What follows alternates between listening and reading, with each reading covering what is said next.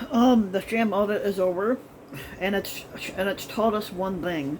At long last, the sham audit of the 2020 election results in Arizona has already has already found, confirmed, and proved that yes, Joe Biden, who's the current president, beat the former squatter Donald Trump in Maricopa County. Despite this confirmation, the Cyber Ninjas, a non-credible novice audit group tasked with conducting the review, they have drafted a report that's rife with lies, and that their lies will continue to sow distrust in the U.S. election system. Many of those who supported the audit have expressed extremely unhealthy views about politics and the election processes in the coming years.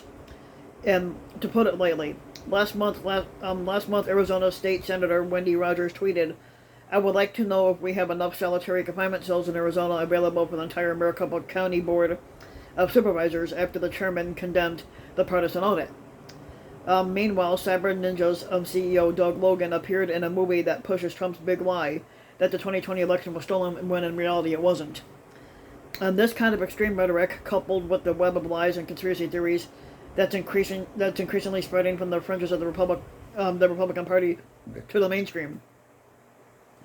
While Trump and his sycophants failed to overturn the 2020 election, charges of election fraud have already become a dangerous blueprint for their future, threatening to undermine our free and fair elections and stoke the potential for violence throughout the country in the upcoming years.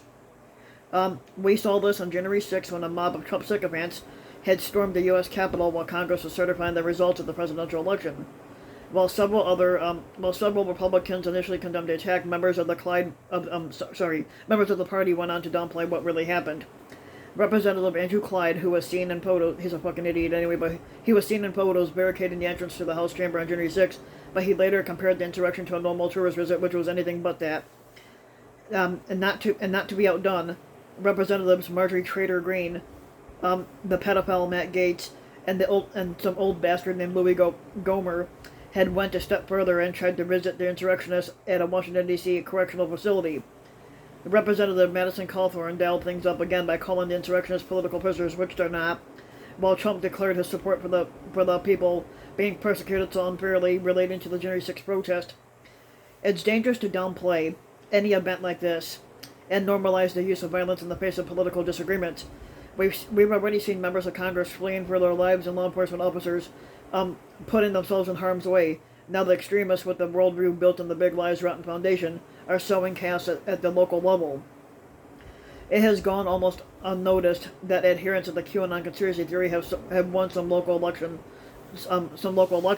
Meanwhile, threats of violence have plagued some local election officials for months. In Arizona, Maricopa County election official Bill Gates, who received an orange prison jumpsuit in the mail after he refused to peddle the lies about the 2020 election, called out his fellow Republicans for fueling the threats. It doesn't help that Representative Marjorie Taylor Greene recently released a video where she vowed to blow away the Democrats' socialist agenda in 2022 before firing a rifle at a car labeled socialism. As we confront these ominous developments, we should remember that the former President George W. Bush's words in Shanksville, Pennsylvania, and the 20th anniversary of the September 11th attacks. There is a little cultural overlap between violent extremists abroad and the violent extremists that we face at home. But in their disdain for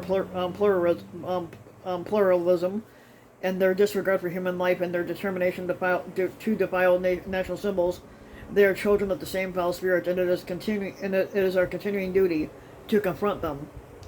And this foul spirit will keep growing stronger as long as Republicans refuse to condemn extremists within their party. People like the January 6th insurrections and the rising tide of extremism at the local level represent a grave threat to our democracy. If we are going to stop the use of threats and the actual acts of violence from becoming the norm, Republicans only have one choice: reject the fucking big lie playbook, or embolden the fucking future of the extremism. And you know they're gonna fucking embolden the future extremism people. They're not gonna fucking reject the big lie. So if you like the video, give the video a like and subscribe to my YouTube channel, RBW King, and also hit the notification bell so that you'll be notified when a new video comes out. And thanks for listening.